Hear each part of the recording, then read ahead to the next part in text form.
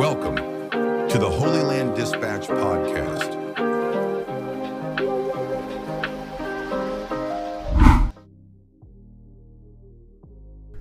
Hello and welcome to the Holy Land Dispatch podcast.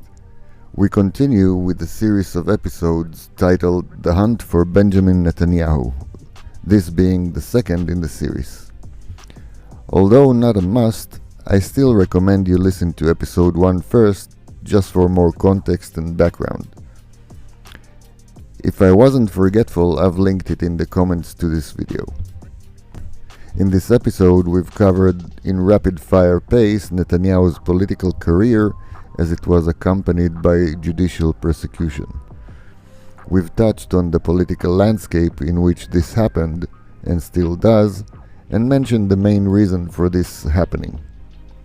In today's episode, we will try to dive into the ongoing prosecution as revealed by a few reliable sources. The scope is vast, though we will learn on merit it's what you might call a whole bunch of nothing. Before we move forward, I'd like to correct an error I made in the first episode when I stated that Case 3000 related to the German submarines featured in Netanyahu's trial. It is in fact not part of the scope of this prosecution and was actually closed due to insufficient evidence. Not surprising, but worth mentioning. When the trial started, Netanyahu said, "This will end up as nothing, because there is nothing and never was."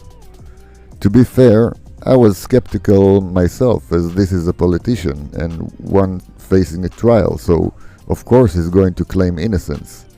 However, this was the case that demonstrated for me the most about the true nature of the left in Israel, and with great help from other wise men, Jordan Peterson, Douglas Murray, Thomas Sowell and others, about the nature of the left in general. The left projects its flaws onto the right. They claim that the right can't admit defeat and accept the results of elections. The fact is that the right in Israel keeps winning elections for the last 15 years more or less, and has won the majority of elections since the late 70s. The left's failure to bring forth worthy candidates made it increasingly necessary to take the fight to another arena. The arena is the courts, where they enjoy an eternal home court advantage, pun intended. And so, when an extremely popular candidate comes forth in Benjamin Netanyahu, they did whatever they could to go after him. We outlined a partial list of accusations leveled at him with no success. Now it's time to look at what might turn out to be their last chance.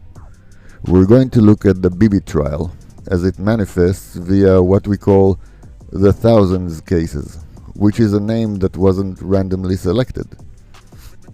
Netanyahu stands on trial on 3 major cases: the 1000, the 2000, and the 4000 cases. Let's start with the allegations as they are detailed in these cases. Case 1000. We briefly mentioned this in the previous episode. The main claim in this case is that between 2011 and 2016, Netanyahu received presents from 2 businessmen, Arnon Milchan and James Packer, totaling in roughly 700,000 shekels. In return, the prosecution claims he worked to further their business interests. The felony named in the case is translated to fraud and breach of trust. Case 2000. This case revolves around the supposed relationship between Netanyahu and the then publisher and main stakeholder of Yediot Achronot newspaper, Arnon Moses. The main allegations in the case are that Moses offered Netanyahu a much more positive coverage of him and his family in the paper, and in return, Netanyahu was allegedly willing to promote legislation that would place limitation on a breaking competitor in Israel Hayom, thus helping Moses' business interests. The felony in the case is again fraud and breach of trust. Case 4000. This case covers a few subtopics. The first three allegedly involve the chairman of the Ministry of Media at the time, Shlomo Filber, and Shaul Elovich, then the controlling stakeholder of Bezeq Communication Company. It is related to business deals, the way they were closed, as well as some leaks, etc.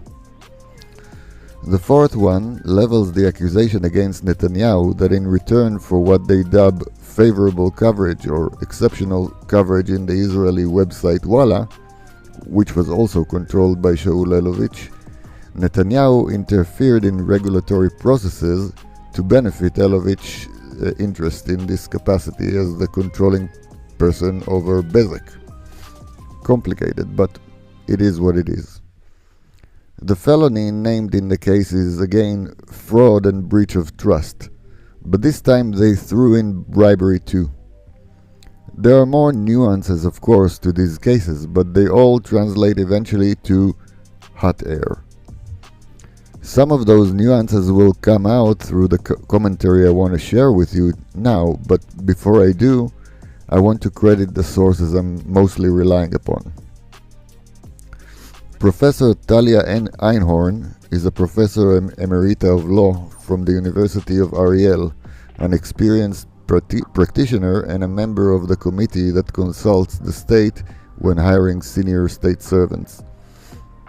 Professor Einhorn follows the trial closely and attending sessions and provides valuable analysis. Eli Tzipori is a journalist who follows the trial perhaps more than any other in his field and reports on it daily. Kinneret Barashi is a lawyer and a TV host. She represented the first woman who complained about sexual assault by the Israeli President Moshe Katsav. Kinneret and Eli Tzipori worked together to bring live updates from the Netanyahu trial sessions. I dare say that there are no people willing to talk who are as close to the happenings in the trial as the aforementioned. The left-leaning media channels barely report on the trial, and when they do, it's brief, colored in lefty misleading colors bordering on outright lies. Not only did Tzipori and Barashi provided daily updates, they dove into the cases head first and cross-referenced testimonies with media reports and leaks from investigations, as well as related events, to bring certain things to light. The trial started on May 24, 2020, and the prosecution initially named over 300 witnesses. An attempt to run a play-by-play on the trial will take long, probably 5 years plus. Instead, I want to use a piece written by Professor Einhorn, which details some of the many flaws in the process. I want to use as gentle a language as possible, but some of those things brought to light through the coverage of the trial seem like outright crimes committed by the prosecution and others. On December 6, 2024, almost a year ago to the day, Professor Einhorn writes, Prime Minister Netanyahu was indicted in January 2020 for offenses in 3 cases. Case 4000, bribery, fraud and breach of trust. Case 2000, breach of trust. And Case 1000, breach of trust. Ahead of the start of the defense case, a very concise summary of the prosecution case is provided below. The basic law of the government stipulates that a criminal investigation against the Prime Minister must be opened with the approval of the Attorney General. Instead of the required approval, blackened protocols were submitted that do not indicate the scope and content of the approval. The court regretted this, but postponed the decision on the matter to a date yet to be determined.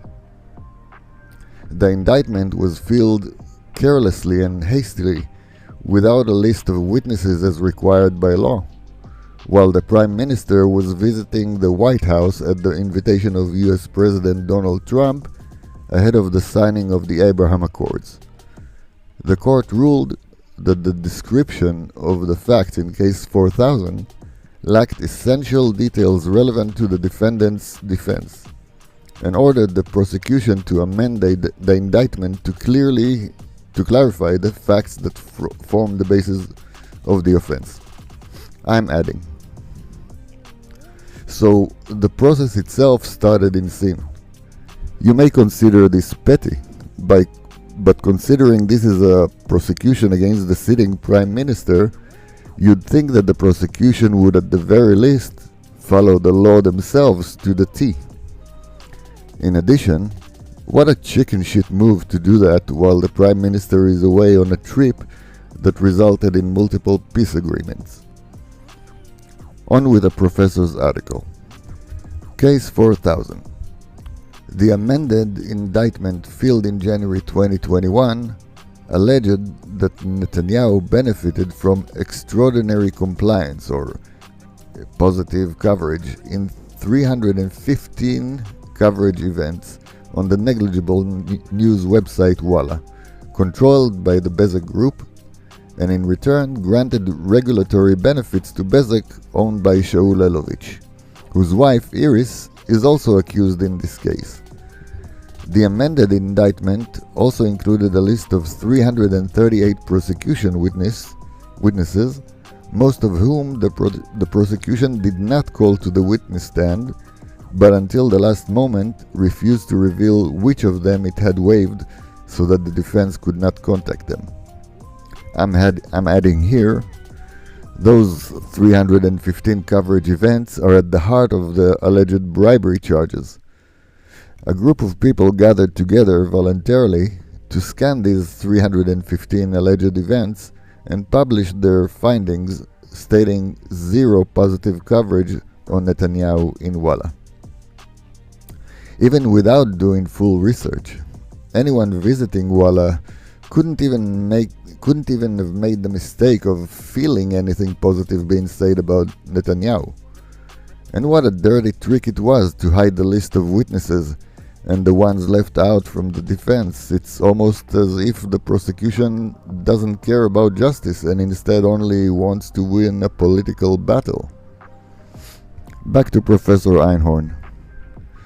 The main prosecution witnesses, Walla CEO Ilan Yeshua, Walla employees and state committee member Nir Hefetz, confirmed in their testimony that the 315 coverage events included events that did not happen, non-exceptional events or reports that were provided to all media channels, and negative coverage events.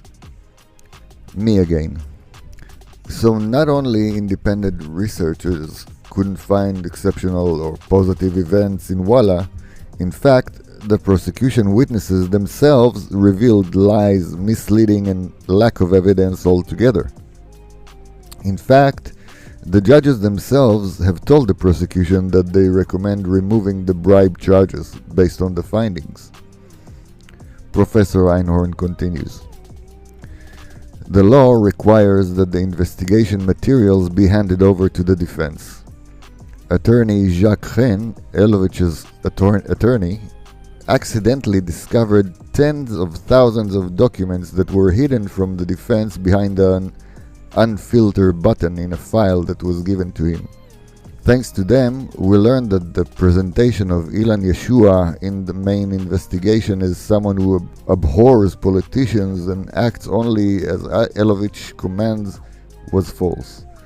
Yeshua met with Netanyahu's opponents without Elovich's knowledge, in part on his own initiative, and gave them sympathetic and indulgent coverage. The only one he never spoke to was Netanyahu, who generally, quote-unquote, earned negative and hostile coverage. The prosecution offered 3 excuses for hiding the documents. The first, that the material was irrelevant, a claim that Judge Moshe Baram commented on. I cannot understand how materials indicating Yeshua's compliance with other politicians are irrelevant. The claim does not stand because the ruling and the state attorney's directive state that the main reason for the right to review is to allow the defendant to discover evidence in the investigation material that may assist him in his defense and thus ensure that his right to fair trial is kept. The second excuse, that the police classified the materials, not the prosecutor's office. But the police had an accompanying prosecutor, and the responsibility rests with her. The third excuse was they knew that the material had reached the defense attorneys and decided not to demand that it be returned. This excuse is worse than the concealment itself. Did they hope that Jacques Ren wouldn't click unfilter and reveal what was hidden underneath? Alright, what is Professor Einhorn saying here? First, it was another devious attempt by the prosecution to hide evidence from the defense. Then they tried making excuses for this, again shirking their responsibility. Is this breaking the law? I can't say with 100% certainty, but it sure smells like it. Moving on with the professor's comments. Witnesses Nir Schwartz, head of Nir Hefetz's investigation team, and Yaniv Peleg, his subordinate, testified that they did not investigate whether the events in the indictment actually occurred, and that they did not question Benjamin Netanyahu and state witness Nir Hefetz about them. They, as well as the chief prosecutor Yoav Telem, admitted that it is not proper to file an indictment without confronting the suspect with a suspicion raised against him, as if they investigated a bank robbery on Yirmiyahu Street in Tel Aviv without verifying there was even a bank branch there. Me again. You can start to identify a pattern here. Investigators admitting they did not in fact investigate allegations that are now leveled at Netanyahu based on investigation. Whose investigation? What was it about? How is that related to the charges against the Prime Minister? Furthermore, they state again that procedures are not followed. A suspect should be confronted with, the suspicions against him. But when it comes to prosecuting the Prime Minister, somehow procedures be damned. Einhorn goes on. In his cross-examination, Deputy Chief Yoav Telem admitted to illegal interrogation exercises, to using spying tools, such that are not allowed to be used against Israeli citizens, against Shlomo Filber and Iris Elovich, and to jumping to conclusions about the exceptional coverage in Walla without making a comparison to other media outlets or other politicians. Without exceptional coverage, there is no bribe. So, just like this, in a couple of lines of testimony, a very senior investigator admits to breaking the law in order to get the result. Illegal interrogation exercises? No problem. Illegal use of spyware? No problem. Amateur investigation with zero effort to make any comparisons? No problem. The goal justifies the means, and the goal is bring us Bibi's head. And if you think that there was any kind of media storm following these outrageous findings, you are dead wrong. Israeli mainstream media completely ignored these crimes and still does. The exceptions are Channel 14 and Galei Israel radio station. In other stations, if they even bothered to report, they breezed through these as if they were nothing. What was some of the alleged illegal techniques? Let's talk about Iris Elovich, a woman in her early 60s, arrested before dawn, dragged to be interrogated in a police station for hours. Then, when her interrogation session ended, she was taken from one lockup facility to another under the pretense of no available bunks, ending up exactly where they wanted her, in a cell with a police plant who tried to milk her for info. Interrogators used Shaul Elovich's son to pressure him by threatening to ruin his family. Conversations between Elovich and his son in a conference room was tapped. Shlomo Filber's phone was breached illegally using a cyber tool. All of those were widely reported by Mr. Tzipori and Kinneret Barashi and were wholly ignored. Let's get back to Professor Einhorn's article. She says, Director General of the Ministry of Communication Avi Berger, the Director General who was followed by State Witness Shlomo Filber, and the Chairman of the Cable and Satellite Council, Dr. Ifat Ben-Chai Segev, testified that there was no consideration or regulatory benefit. Netanyahu's lone signature on what was called the Bezek Yes merger was a signature of compliance required by law itself, after all the relevant regulators, including the Attorney General of the Ministry of Communications, the head of Competition Authority, and the chairman of the Cable and Satellite Council, had already approved the deal without his involvement. Attorney Ben Tzur proved from the phone records, which were in possession of the investigators, that the meeting in which Netanyahu supposedly instructed Shlomo Filber to do good to Bezek did not take place, and was only planted in his mind by the prosecution during the investigation. One of many investigations that were not recorded, in violation of the law. The prosecution's attempt to declare during the trial the prosecution witnesses Filber and Dr. Ben-Chai Segev as hostile witnesses, hostile to the truth, as it put, was unsuccessful.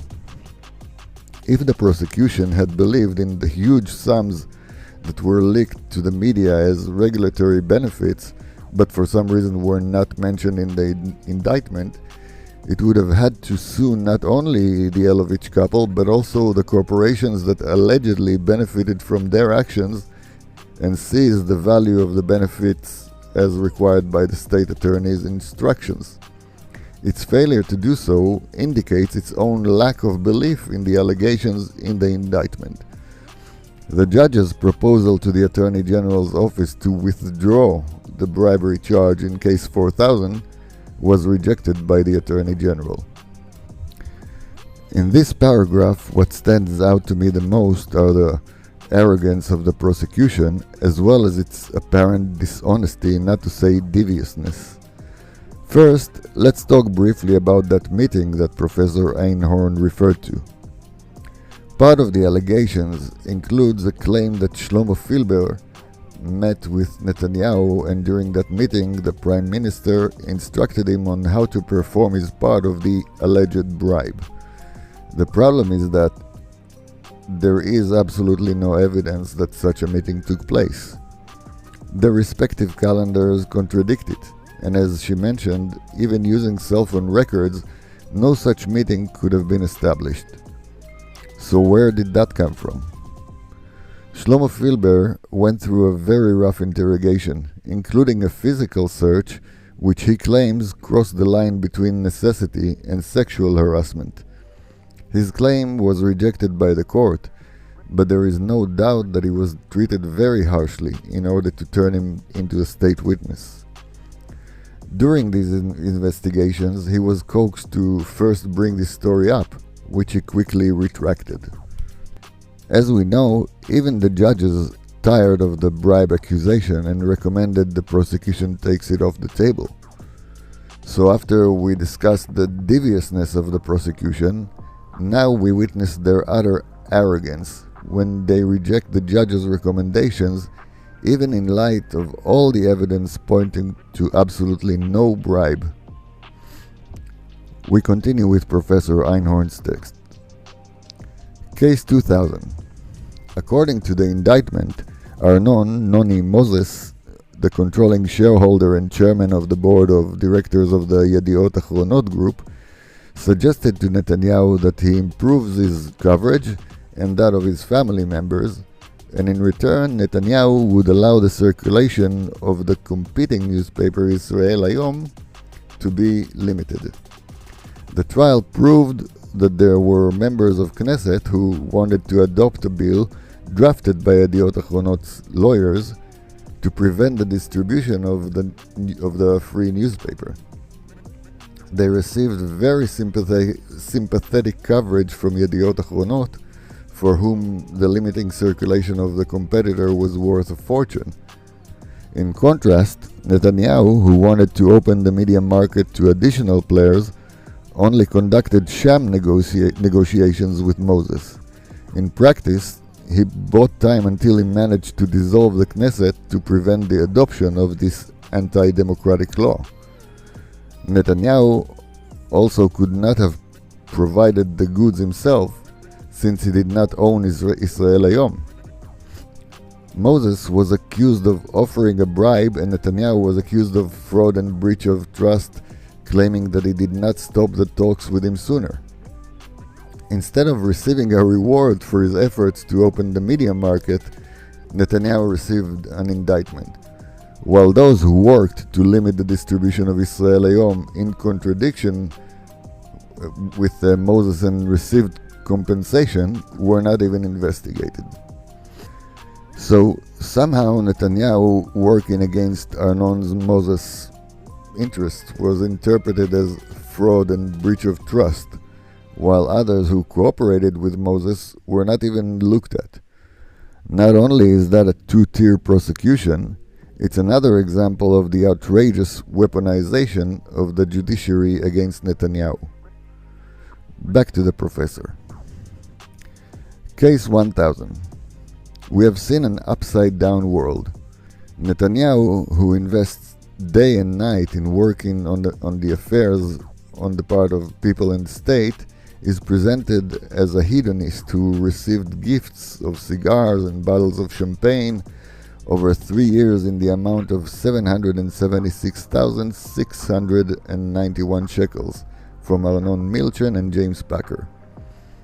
In the examination of the main witness Hadass Klein by attorney Amit Haddad, it became clear that the imaginary amount, which reflected the vast majority of purchases of champagne and cigars of various types offered to Milchan and Packer's many guests, was based solely on Klein's testimony, which was not supported by forensic evidence, delivery notes, original receipts, or additional testimony, as also emerged from Milchan's testimony, given in the presence of the attorneys and lawyers in a visual conference in England. The gifts amounted to gifts for holidays and birthdays over 6 years, in a total amount that is less than a tenth of the above amount. The stories about jewelry supposedly given to Sarah Netanyahu have also not been proven. A pair of earrings allegedly given to her were intended for a woman with pierced ears, but Mrs. Netanyahu does not have pierced ears. So here, the prosecution is relying on a single testimony from a single person who couldn't produce a single evidence to support her ridiculous claims. Milchan himself denies it, and there were holes in her story, well, not holes, but caverns. One example were those earrings that could be of no use to Mrs. Netanyahu. Another is the fact that the brand of cigars she brought up is definitely not what Netanyahu smokes, and Milchan knows that too. There is no receipts, no footage of any delivery of goods, and we're talking truckloads here. No documentation of any kind at all. It is actually embarrassing watching this trial unfold. Now Professor Einhorn talks about the multiple infractions by the prosecution, police and others, all in order to take Netanyahu off the political landscape. I will quote someone later about that too. The crimes of the investigation. The serious crimes of the law enforcement system should be revealed in the interrogation rooms. Interrogation materials were hidden from the accused. Use of spyware and cyber weapons, police plants, leaks of interrogation materials. Investigators testified that they lied in applications submitted to the courts in order to allow the arrest of people who were not suspected of anything, tortured witnesses, and abused them as if they were a ticking time bomb. Nir Hefetz suffered from being deprived of blood pressure medication, from starvation, from sleep deprivation, from bed bugs that caused itching and blisters, from the threat of destroying the family, from spending the night in the company of security prisoners who threatened him. Iris Elovich suffered from spending the night in the company of rats, from being moved from one detention center to another, from threats about her husband's health if she did not give a version, from the interrogation of her elderly and sick mother. Elovich's close associate suffered from knowingly making a false statement to the court, allegedly being suspected of money laundering, intimate requests during the investigation unrelated to the case.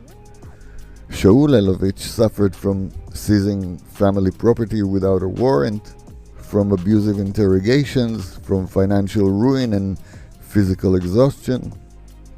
Shlomo Filber suffered from humiliation, from threat that he would not be allowed to attend his son's bar mitzvah, from memory implantation. Netanyahu's chief of staff, David Shiran, from spying and memory plantation. The investigators did not seek the truth, but rather the extraction of a version that would echo what they wanted to hear, namely incriminating material against Prime Minister Netanyahu. It was reported that Commissioner Roni Alshich, who publicly boasted that he had read every word of the investigations, referred to the Prime Minister's entourage as a criminal organization. The police officers testified that everything was done under closed daily supervision of the prosecutor's office. Neil Schwartz testified that hundreds of police officers and dozens of prosecutors were recruited for this mission, and all at our expense. This is an interim summary. The criminal justice system in Israel needs a fundamental overhaul. The presumption of innocence of the accused has not been fully established. During the prosecution's case, the prosecution failed to prove a single offense and is now hoping to build the defense's case in the Arabian Nights cases. I will also add that in Israel the principle of the fruit of the forbidden tree does not apply. That means that the police or the prosecutors could use anything, even if they got it by breaking the law. The list of apparent criminal offenses used to incriminate a prime minister seems like fiction, but they are as real as they come. And now comes the question, why? Let me quote Commissioner Roni Alshich, who was mentioned previously by the professor. He stated that no one could have guessed that he, Netanyahu, would not resign. In light of everything we learned, I think he just gave us the answer. Why? Because it has absolutely nothing to do with non-existing bribes or the bogus offense called fraud and breach of trust. They have no evidence, no reliable witnesses. So why? The answer is simple. They mounted this judicial attack on Netanyahu, assuming he'd crumble and resign. Too bad for them, he is made of a different cloth. With the great help of Eli Tzipori, Kinneret Barashi, and as exemplified here by Professor Talia Einhorn, all of whom know more about this trial than anyone outside the judicial system, we now know.